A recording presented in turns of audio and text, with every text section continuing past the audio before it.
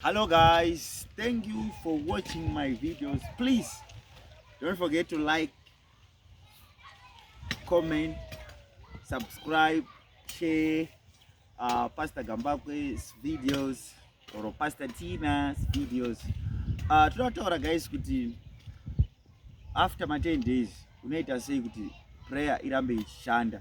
You'll be shocked that after my 10 days vamwe face a lot of spiritual challenges. Vamwe face some stagnations in life. Zvambofamba pama 10 days but gore rinopera visingachafambi. Resolution yako kuti zvawakanyora pama 10 days zvawaitsanyira kuti zvizoramba zvichifamba mulife. You need number 1 kupinda muaction. Kupana kupota uchipinda muaction. Unaona torume mumunda so utopinda muaction. Usakurira chiroto usakurira hope dzako aizo. Action in 2024 pinda muaction. Usafarira wamunzwi weshoko but iva muiti weshoko. Kana Mwari akatipa watsika netsoka dzako watora chirega wazoreswera wakarara mumba. Inda unotsika kuma market. Enda kuma marketplace undotsika woswera uchifamba zvinoita vana vevamwe. Enda kuma marketplace. Kana uchida zvekutengesa shoita zvekutengesa. Kana wafunga kutoita zvekuvaka chitofambira kunoita zvekuvaka. Kana wafunga kutoita dzaunoita chitoita dzaunoita. Kana wafunga kuenda kuchikoro chitoenda kuchikoro. Kana wafunga kutodzidza chita zvekudzidza. Kana wafunga kuverenga chitoita zvekuverenga. Because ukada kuswera uchiverengera ndichazoti ndotanga handozoti mangwana ndozoti ndoita handozoti muswagacha in 2024 ingotanga ndingokukurudzira kutanga ona 2024 tanga. Kana watofunga kuda kutanga unamatira vanorwara namatira vanorwara. Kana watofunga kuda kutanga zvekuprofita chingotanga. Chese chawafunga kutanga tanga. Because gore rinopera uchita ndozoti ndoti hanzi mbira yakashaya muswe nekuda kwekutumira. Usatumira vanhu muna 2024 svika wega. Usanyanya kuda kuitirwa zvimwe zvinhu so usanyanya kuda kuita zvima connection chiti ita dzidza kutanga. Chechipiri guys muna 2024 chida kuti ma prayer live ako ma resolutions ako awakaita aramba achisanya maintain a level or maintain the graph rawakatanga naro gore. Unoshamisika munhu akatanga negore achinamata but gore rinozopera munhu akita partying. Gore rinozopera munhu asingachanamata. Matangira vakaita gore pedza nematangire ivavo be consistent. Iva neconsistent life ndokuziva kuti maintain a level rawakatanga naro. Kana uchimove from glory to glory. Kana wakatanga gore uchinamata 2 hours gore ngaripere wakunamata 4 hours. Be consistent. Unoshamisika munhu akanga achitsanya zvakanaka gore richitanga next month kutokumama prayer achaindi kwakati achasvike iwe unofa izvo zvinhu zvingori pa level. Keep the fire burning. Moto ngaurambe uchipfuta waizvo. Unozonzwa vichinzi pray without ceasing. Pray without ceasing. Dzidza kufasta, dzidza kuita mafasting, dzidza uramba uchiita zvimwe zvinhu. Keep on praying, keep on praying. The life rawakatanga naro gore pedza gore uchinamata. Vamwe venyu you don't want to give. You need to give life. Usangoti ukaona word rekuti giving wobva wafunga kuti kupa mufundisi. Ukaona word rekuti giving wobva wafunga kuti kupa vanhu vamwari kana kupa church. No. The word giving inoona kupa varombo. In 2024 give ipa. Chipavhurire anokodzwa. Usangoda kupiwa. Usangoda kuombera ngoti ngaita zvawapiwa nemumwe ipawo. Dzidza kupa in 2024 nekuti ruoko runopa wakaropofadza kukunda ruoko runogamuchira. Saka usafarira kugamuchira in 2024. Zvishoma zvauinazo learn to share nevamwe. Dzidza kushare.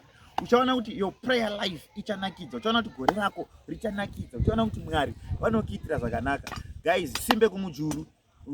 Rega tidzokorodze. Simbe kumujuru. Simbe ngadzinde kumujuru guys. Simbe enda kumujuru. Ma miracles tomada but azvire kuti ni miracle munhu ashandi. Learn to participate pa miracle yako. Munhu ngaparticipate pa miracle. Hapana Jesu paakaita munana munhu asina kuparticipate. Pega paita Jesu ma miracles munhu aiparticipate pa miracle. Ndosaka akati zadzai makate. Akazadza makate haasi Jesu, vanhu vakazadza makate. Saka learn to participate for your miracles.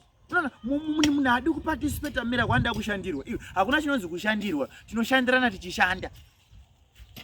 Muprofita ngaakushandire iwe uchishanda, usangoda kushandirwa. So learn to participate pamiracle yako. Naamani akanzi indaono ndogeza kurwizi kanomwe akatonzwa usimbe nokuti aida kungoti muprofita adai. Jesu akatokanyadhaka vakaisa maziso. Meaning to say mumiracles hakusungoitirwa, mumiracles hakusungoitirwa zvinhu. Vamwe vakatarasa mukoma wangu achandiitira, sekuru vangu vari UK vachandiitira, mbuya vangu vachandiitira, bamukuru vachandiitira. Iwe hakuna munhu anouya kuzokuitira. Participate mumunana wako. Learn to participate. Learn to participate mumunana. Dzidza kuparticipate. Ndaitaura last Sunday guys ndichiti unonzwa munhu achinamata munamato waElijah. Murume mukuru, Mwari nitumire makunguo. Wadi waitawo gunguo iwewe. Imbeita waka chibuda mulevel kungorapa wachiti Mwari dite gunguo, itumai masupporter, tumai destiny supporter. Wadi wambotumwa uri destiny supporter yomwe munhu. Imbotumwa waka nomwe munhu, imboisa smile pa face yomwe munhu. Imboita kuti mwe munhu aseke, imboita kuti mwe munhu anyemwere. Learn to participate pamunana wako. Dzidza kuparticipate, chikoro chekuparticipate mumunana. Vanapita vanonzi kandai kwakadzika. Jesu haana kungoti wewe ngadzibatike. Zvoreva kuti munana hausi nyore. Munana pachawo hausi nyore nekuti effort yako mumunana inodiwa. Jesu apedza kuporesa vanhu vanotakura nhoo yako, nhoo dzako uende. Nemhaka yei Jesu aida kuisa message yemunhu apora, kuti kunyange wapora you still need to carry your cross, you still need to carry something. Chero waporeswa you still need to carry the burden of miracle. Saka miracle hachisi chinhu chiri nyore, hachisi chinhu chiri easy sekufunga wakaita vanhu vatema, kufunga kuti munana wakapfava. Hakuna munana wakapfava. Vachiyambuka Canaan, zvinonzi kunokwa mauya kunokwa mana hakusina, uye mana yacho aimukirwa kundonhonga. Zvoreva kuti munhu aiswera akavata aisadya mana, nekuti mana yaidonha panze, yanga isingadonhi mutende rako. Saka mari hapana paicho yakadonha paruvazhe pako. Mwana wechikoro mari hapana paicho yakadonha pamba pako. Kana mana yadonha waimuka mangwanani kundonhonga. Zvichireva kuti principle yekumukira haina kubviswa nemana. Principle yekundonhonga, principle yekubuda ziya haifi yakapera chero uri munana. Saka learn to participate mumunana wako. Usada kushandirwa. Ndoda kushandirwa. Hakuna chinonzi kushandirwa, chero nemunana unoshanda. Saka mupostorika ndiri kuti in 2024 dzidzawo kuzvishandira. Learn to participate pamunana. Ukaona munana wasinga participate pauri, there is something wrong. Alright, rega ndisadhipisa ndite zvishoma. Abrahama, mfungwa dzako iwewe, Abrahama akaramba ari mutende rake. Mwari vataura kuti gore rinouya nenguva dzinosara unova nenhumbu. Abrahama obva aramba ari kutende, asina kuenda kutende rambuya Sara kundonokera mbuya Sara. Ndofunga kuti mbuya Sara vaibata mwana.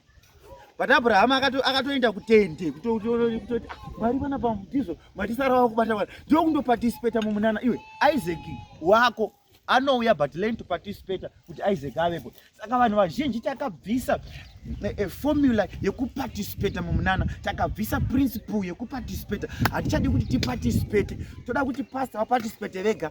Mapastor amazuwana hana power, iwo ne power here. Mapastor amazuwana hana simba, iwo ne simba. Learn to participate. Ndango yangu kuuza kuti in 2024 kuti zvinhu zvako zviite, learn to participate. Jesu anototi kuna Peter, garisai vanhu pasi. Saka Peter akatoita effort yekuparticipate mumunana waJesu. Peter garisai pasi vanhu. Zvikanzi Peter munei, kanzi pane mukomana nechimba. Zvikanzi mudanei, kutoita effort yekutondodana ikoko, it's another effort. Saka hapana chinhu chaunoita pasi pezuva chisingadi effort yako. Hapana chinhu chauchaita, hapana munana wauchaita usingadi effort yako. Saka munana unodhura. Munana uri expensive. Ndosaka uchidonha, wadonha hauna chaunomuka nacho. Wakaprofitwa rungani, but hauna chawakaita. Wakatiribwa maoko, wakaenda kumambo, wakaparticipate maone ati mangani. Nekupi kwa wakaenda, nekupi kwa wakasvika. Why? Because you don't want to participate pa miracle yako. Saka ndingo kurudzira umwe munhu in 2024 kuti it is wiser, church, it is wiser sedunga munhu kuti tigone kuparticipate mumunana. The last but not least guys, in 2024 dzidza kuda, rudo rune zvibereko, love ine results. Rudo rune zvibereko guys, dzidza kuda. Vamwe vanhu vakavenga nhasi ndo vane destiny yako. Umwe munhu wakabloka pa WhatsApp ane breakthrough yako. Sekuru vakati sekuru vaiva vanoroya zvakasvika munzeve dzavo, zvasvika munzeve dzavo vaiva nekadhiri kavaida kukupinza but vakaramba. Vamukuru vakati vakaromba vaiva zvakasvika munzeve kati Suzeni naJeorgina vakati makaromba, vakati it's okay. Vaine connection yebasa, kuruto haiva vatorwa iwe uripo, kuruto haiva vasiri vekudzidza kwako iwe uripo. Why? Nekuti vakareswa kutaura. Iwe in 2024 vhara muromo wako, dzidza kuvhara muromo wako, dzidza kuva munhu ane rudo, dzidza kuva munhu anoregerera in 2024. Love your neighbor, ida kwako sekuzvida kwaunozviita. Ingoda so ingodzidza kungoda. Zvimwe zvinhu zvinoya through love, zvimwe zvinhu zvinoya nekuti wagona kuda. Saka in 2024 guys, dzidza chimwe chikoro. So usataura zviri bad about someone, usataura zvakaipa pamusoro pemwe munhu, uye dzidza kumanage business rako. Paul anodaro kuti manage your own business. Ndi Paul anodaro kuti waumana muchizvishandira namaoko enyu sezvatakakudzidzisai. Saka in 2024 manage business rako, ngodzidza kuita zvimwe zvinhu wakazvinyarara. Learn to love, learn to pray. Dzidza budget ka usazoti dzidza budget ka zvemujolo zviriko futi, vanasikana nevanakomana, vana mai nana baba. But above all, ida Mwari wako. Kutya Jehovha ndokuvamba kweuchenjeri. Vanhu vangu vaparara nekushayiwa zivo. I think this video will help you kuti uve nezivo yekurarama in 24. Your Pastor Gambabwe sign out.